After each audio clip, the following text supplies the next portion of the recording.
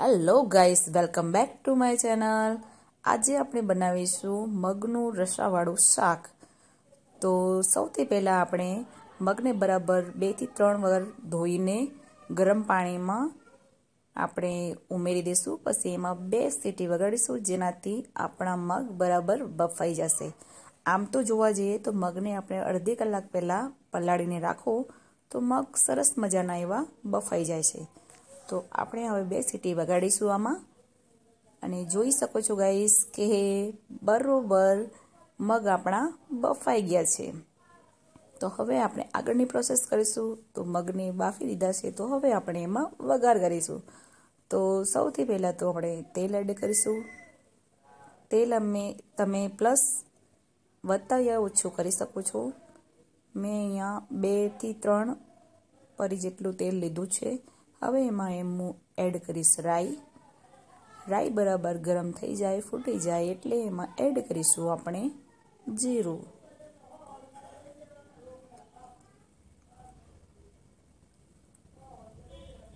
તો બરાબર દેખી શકો છો તમે કે રાઈ અને જીરું બરાબર આપણું તેલમાં શેકાઈ ગયું છે। તો હવે આપણે આમાં એડ કરીશું 2 નોર્મલ સાઈઝની ડુંગળી।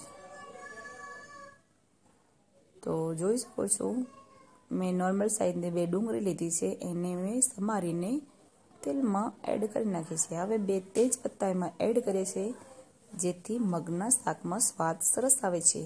એક નોર્મલી ના તીખું ના મોરું એવું મરચું લીધું છે, અને 2 થી 4 ચમચ જેટલી કળીઓ લીધી છે, અને એને મેં પેસ્ટ બનાવીને થોડું પાણી એડ કર્યું, અને એ પેસ્ટ મેં તેલમાં શેકવા માટે રાખી દીધી છે।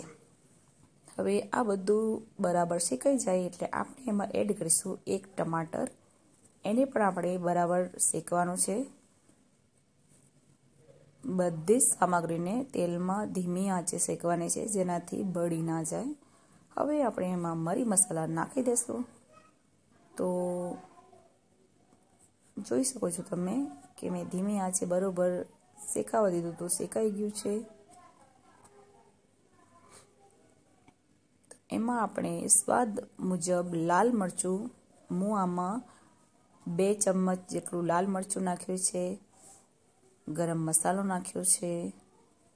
પછી આપણે એડ કરીશું અડધી ટીસ્પૂન જેટલી હળદર, પછી ધાણા જીરું પાવડર, અને સ્વાદ અનુસાર મીઠું। કેમ કે મીઠું આપણે બાફવામાં પણ નાખ્યું હતું, એટલે આમાં આપણે મીઠું ઓછું નાખવાનું છે। અને હવે આપણે એને બરાબર શેકવા દેશું।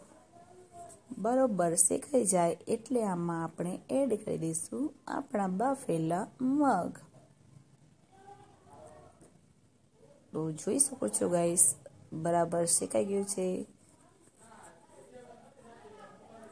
અને હવે આપણે આમાં મગ એડ કરીશું। તો મગ પણ આપણે આમાં ઉમેરી દીધા છે, અને મગને પણ થોડીક વાર બરાબર શેકાવા દેશું, અને એ પછી એમાં થોડું આપણે પાણી એડ કરીશું, જેનાથી મગ થોડા રસાવાળા થઈ શકે। તો થોડું મેં પાણી એડ કર્યું આમાં, અને થોડીક વાર એને શેકાવા દઈશ, જેનાથી રસો આપણો ઘટ જાડો થઈ શકે।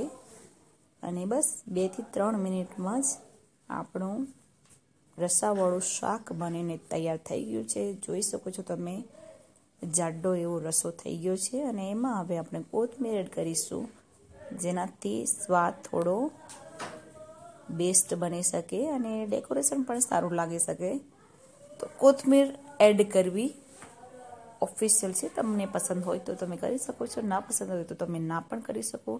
અને જોઈ શકો છો આપણું સ્વાદિષ્ટ